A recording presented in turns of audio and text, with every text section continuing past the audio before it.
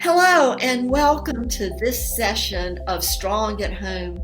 We're having conversations that we hope will encourage you, inform you, and inspire you. I'm Dr. Brenda Murphy, and I'm an educational psychologist with Sail Away Learning and Academy.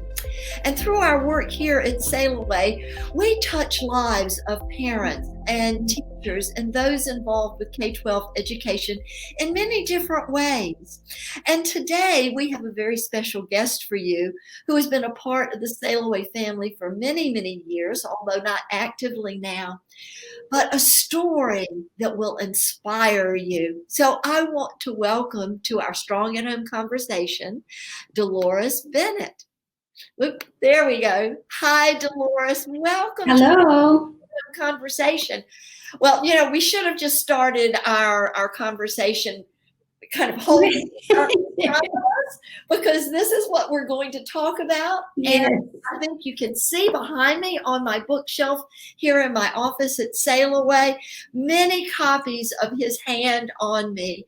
And I cannot tell you how excited I am to actually have this and what an inspiration it is to me to have this book in my hand, because as dear friends, we have had the vision of this book. Has it been in your heart for a long time to put on paper the incredible events of your life to share with others? I did, but it's the time. It's the time that kind of keep it pushing me back. No, I don't have time. No, I don't have time. But this is one of the blessings of COVID-19. Explain that to us, please. Yes. Well, COVID-19. Remember the first time I came here, I had we talked about because of the COVID-19, I'm now having Bible studies using Messenger every day. So aside from that, God also gave me the inspiration to go ahead and use the time that I have to write the story. And actually, I didn't want to write the story, so I told my friend who told me, aside from you, the first one who told me to write my story after I shared with them when I had a chance to go back home last January. She told me that that would be a good story to write. But again, time, it kept pushing me back. No, I don't have time. I don't have time. So suddenly I was in this I was quarantined in my house, and I don't know how long would I be out. So because I'm trying to be careful as well. And so God said, "Well, you can use the time now." But I still didn't want to do it. And I told my cousin, "You need to write my story." And she said, "Yes." But then when she started, she backed out and she said, I can't write this. I can't write your story. And I said, "I don't think you can either. I'll be the one to write my story. You just edit it." And so we started doing that. She was editing and I was writing and editing. And then suddenly I realized she's changing my story. I said, no, I can't have you to edit my story. Of course, I didn't tell her that.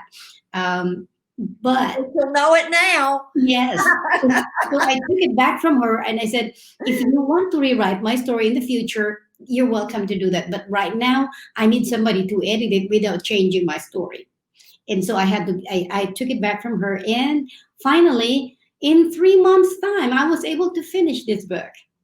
That's remarkable. That is remarkable. Why do you think that after all this time, and I can affirm that I have been nagging you for a really long time about your story, and give our listeners and our viewers a little bit of a hint why your story might be of interest to people.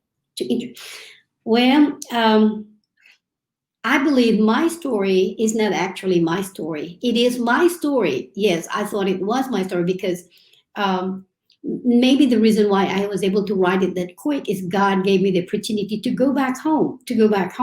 And when I went back home, I met with a friend with her mother, whom I called Aunt Julia, because Aunt Julia wanted to know what happened to me since I was a kid, because I just disappeared from our town. And by the time she saw me, I was already adult. I'm already old, and so okay, now let me. yeah, I don't want to gloss over this, Dolores, that you have an aunt, whether she's a real aunt or just a close friend, that you disappeared from your village. Is that correct? Yes.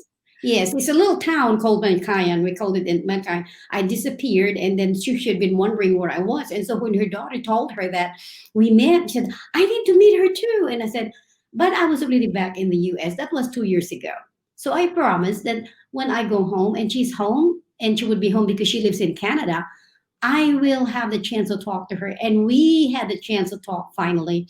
And she was the one, because of her questions, everything that happened to me in the past became fresh in my mind because I was relating to them the story. And so when I came back to the United States and decided to finally write the story, everything was there. I didn't have to think very hard. And in fact, I was in a hurry to write down what were the questions that she asked me, what was the responses. So I had to write them.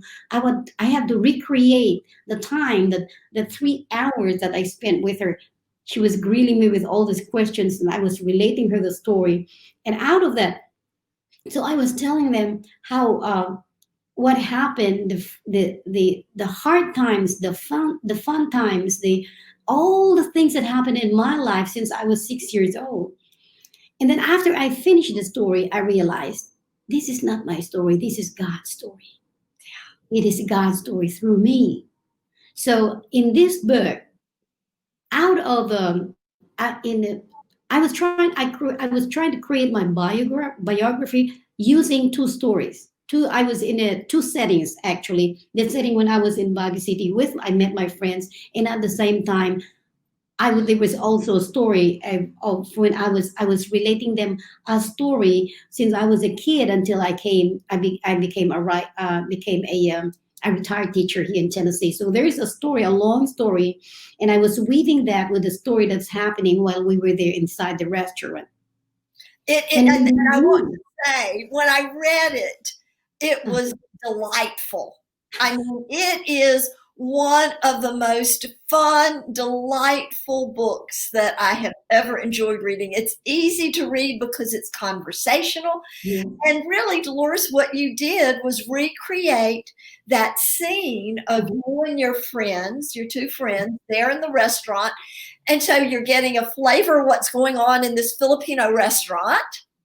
And at the same time as you are sharing your story. And what's so interesting about your format is that the questions that I may have, if I had just been reading it, they are asking you and you're following up on those, so that it's not just like just reading, it's like we're part of this conversation. And conversation brings out aspects of stories that sometimes are missed. So it is a delightful read, and it's appropriate, I think, for people of all ages. Yes, because it really talks about your adventures as a not so nice young girl. You were, what I say, spunky, adventurous. Finding ways to, be a little mischievous, maybe, and how you actually survived through all of this. And I really want to expand on that. And we are limiting our conversations to 10 minutes now. So I'm going to have our blessing, because some people may not be able to join us for the second part. So I will bless, and then we will come back and finish your story in our next Strong at Home. In the meantime, the Lord bless you and keep you. The Lord make his face shine upon you and be gracious to you. Amen. The Lord lift up his countenance upon you and give you peace. Peace to you, Dolores, and we'll be back in just a little bit and share the rest of your wonderful story. Thank you. Thank you. I will see you.